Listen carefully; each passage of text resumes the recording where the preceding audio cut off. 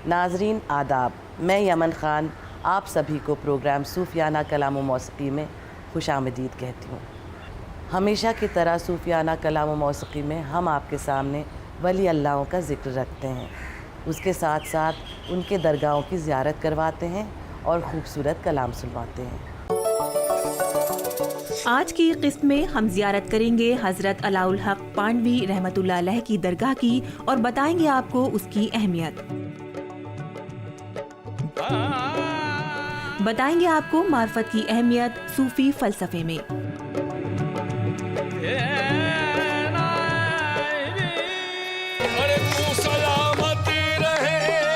और हामिद साबरी साहब आपके पेश नज़र करेंगे एक कलाम।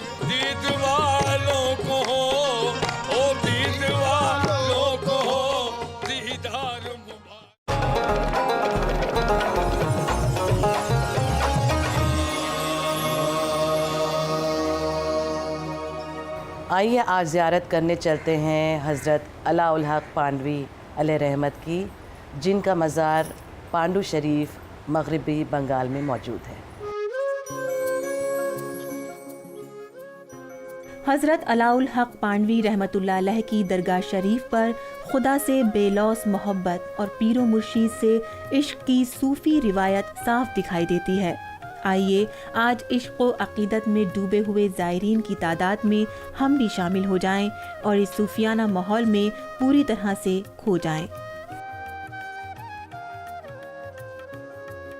नाज़रीन, आज हमारे साथ मौजूद है इस दरगाह के इमाम साहब। आइए इनके साथ कुछ बातें करें। इमाम साहब, हमें हज़रत अलाउल हक पांडवी अलैह रहमत के मकाम के बारे में कुछ बताएं।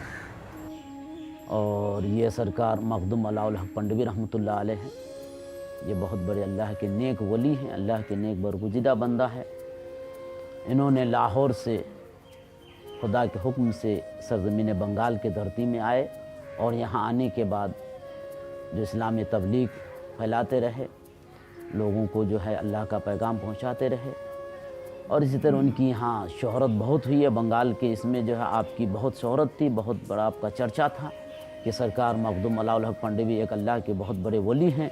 दूर दराज से लोग उनके पास आते थे, जिनको जो फैज़ लेना था बाबा से अपना हासिल किए चले जाए और फिर बाबा यहाँ चले। लगभग आप ये आस्ताना 700 साढ़े 700 साल पहले की बात है।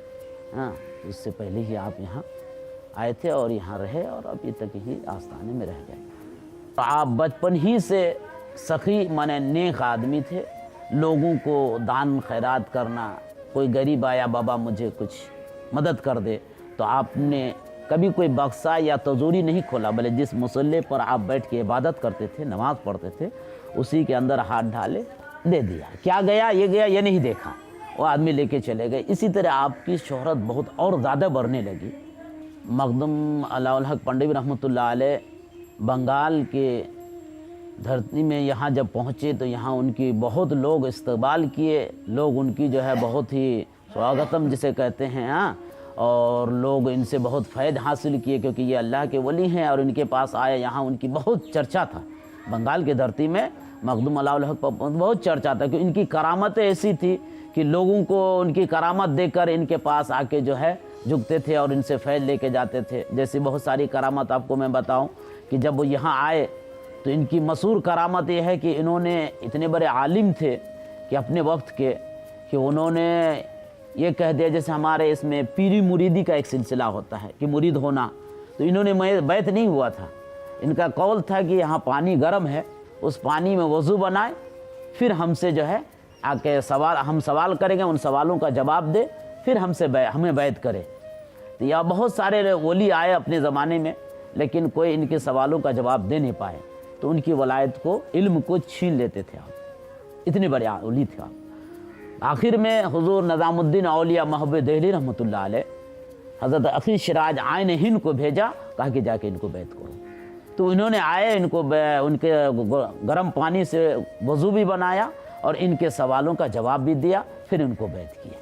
उनमें सिर्फ निज़ाम हज़रत अखी सिराज अकेले नहीं, बल्कि हज़रत ख्वाजा गरीब नवाज भी तशरीफ़ लाए हैं, बा फरीद गंज सकर रहमतुल्लाह अलैह भी तशरीफ़ लाए हैं, बा कुतुबुद्दीन बख्तियार काकी मेहरुली उन्होंने भी तशरीफ़ लाए हैं, हुज़ूर नज़ामुद्दीन औलिया आखिर आने नज़ामुद्दीन औलिया महबूब दिली उन्होंने भी तशरीफ़ लाए, तब जाके हज़रत आखिर शराज इनको बैत फरमाए, क्योंकि ये बहुत बड़े वली थे ना, और अपने वक्त के लोग जिनको चाहते थे। और भारत हिंदुस्तान में इनका ये लक़ब है कि ये मखदूमुल आलम है। इमाम साहब, हमारे साथ जुड़ने के लिए बहुत बहुत शुक्रिया। नाजरीन, अब वक्त हो गया एक वक्फ़े का। वक्फ़े के बाद फिर हाजिर होंगे, कहीं जाइएगा नहीं। वक्फे के दूसरी तरफ लुत्फ़ फरमाए एक कलाम का मशहूर कव्वाल हामिद साबरी निज़ामी की आवाज़ में।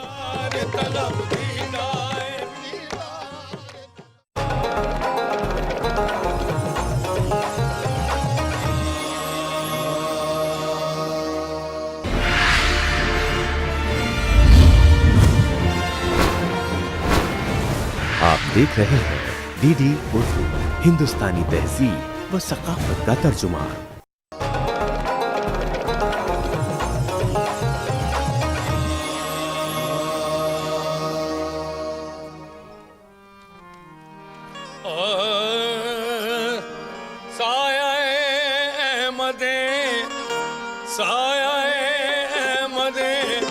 मुख्तार मुबारक बाशद, मुख्तार मुबारक बाशद, मुख्तार मुबारक बाशद, साया अहमद मुख्तार मुबारक बाशद, साया अहमद मुख्तार मुबारक बाशद, साया अहमद मुख्तार मुबारक बाशद, निस्बत हैदरे ओ निस्बत हैदरे कल्लार मुबारक बाशद, निस्बत हैदरे कल्लार मुबारक बाशद, निस्बत हैदरे कल्लार मुबारक बाशद, निस्बत हैदरे कल्लार मुबारक बाशद।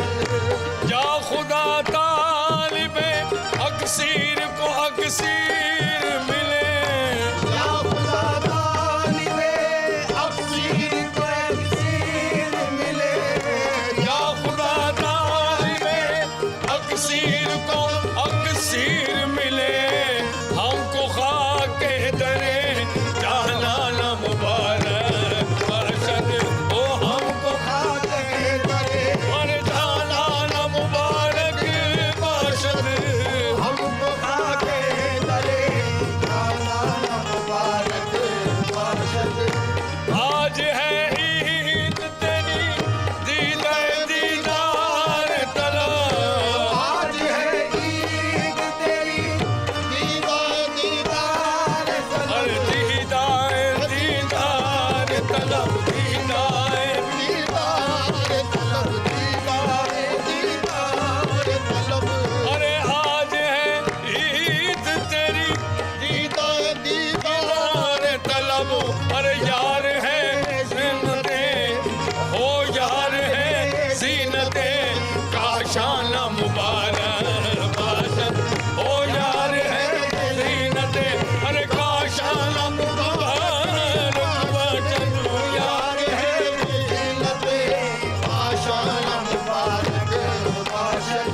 अरे तू सलामत रहे, जारी तेरा फैज़ान रहे, तू सलामत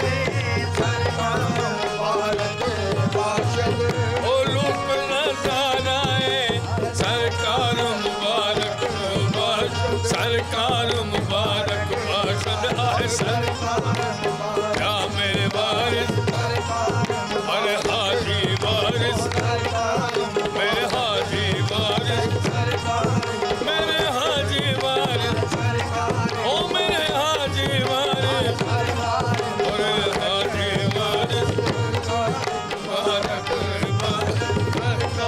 मुबारक साया अहमद सरकार मुबारक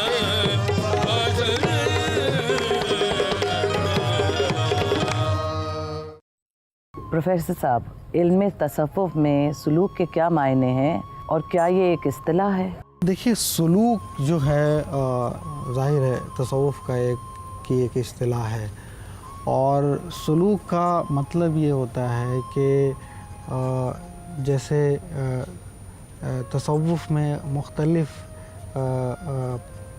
जो तरीक़े होते हैं जो सूफिया अपने शागिर्दों को बताते हैं और इसके ज़रिए उनके रूहानी मरातिब जो है वो तय होते हैं कि कब किसको किस तरह की चीज़ों से आशना करना है और कौन किस चीज़ का मुतहम्मिल है, वो इसी सलूक के ज़रिए हम समझते हैं या सूफिया के यहाँ ये एक रवायत है और ये ख़ालिस मुतसव्विफ़ाना और आरिफाना तरीक़ा है जो उनके यहाँ राइज है और ये सूफ़ी बुज़ुर्ग अपनाते हैं इसे। नाज़रीन, अब हम एक छोटा सा वक्फ़ा लेते हैं। वक्फ़े के बाद फिर आएंगे आपके साथ बहुत जल्द, कहीं जाइएगा नहीं। हासिल है अगले हिस्से में सुनिए एक और सूफियाना कलाम। तस्कीने जा मुझे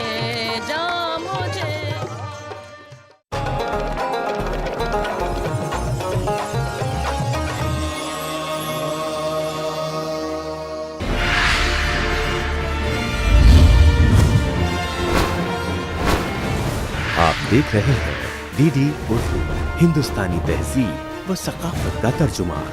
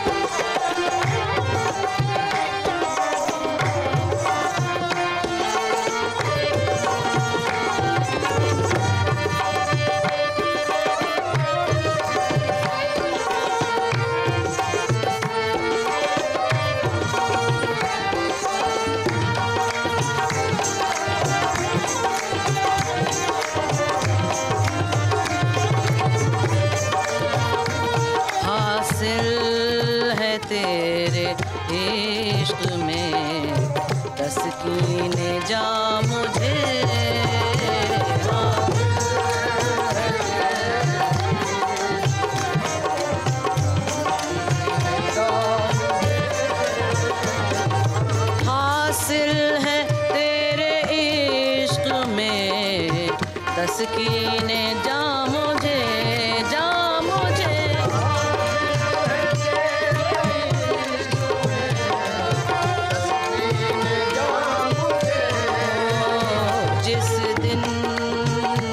जिस दिन से मिल गया है तेरा आसता मुझे।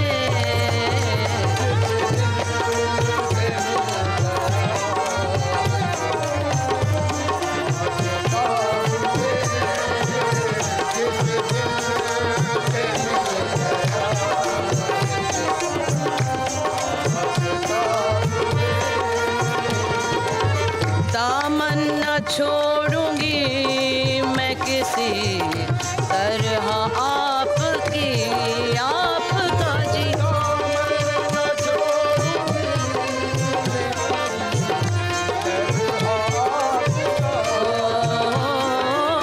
दामन न छोड़ूंगी मैं किसी तरह आपका सरकार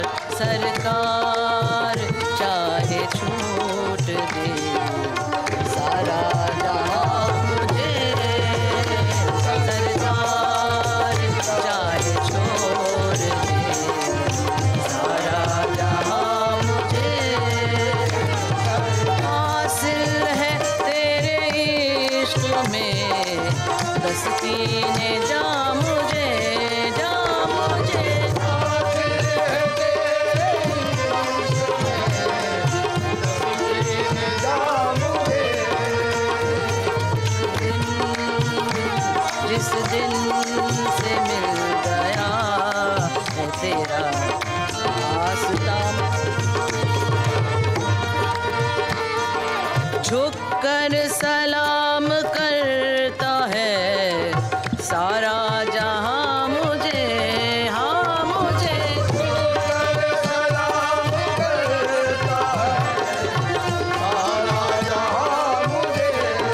हो झुक कर सलाम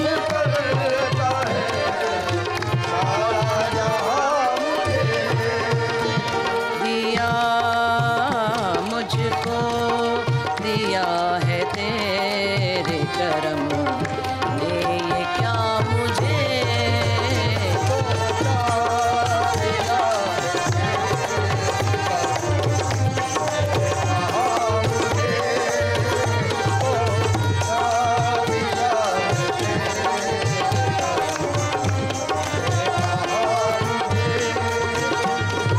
हासिल है तेरे इश्क में तस्कीने जा मुझे, हासिल है तेरे इश्क में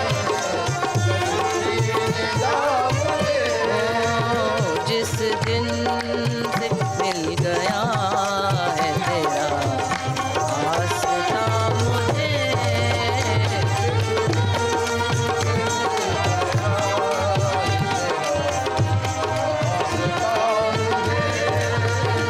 हासिल है तेरे इश्क में तस्कीने जा मुझे।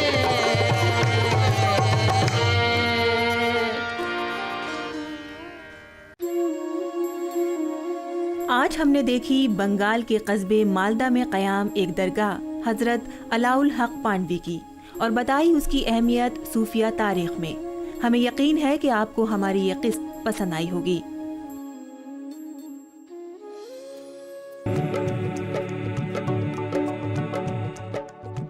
अगले हफ्ते हम आपको लेके चलेंगे तहजीब व अदब के शहर लखनऊ, दिखाएंगे वहाँ के रंग और जियारत करेंगे हजरत वारिस अली शाह रहमतुल्लाह अलैह की दरगाह की।